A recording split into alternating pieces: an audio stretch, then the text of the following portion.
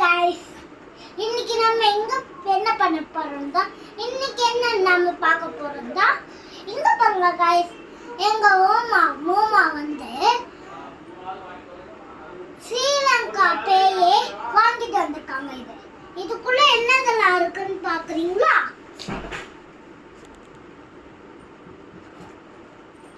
இங்க பாருங்க guys, இது ஒரு காயின். இது வந்து இந்த இது இருக்குல்ல,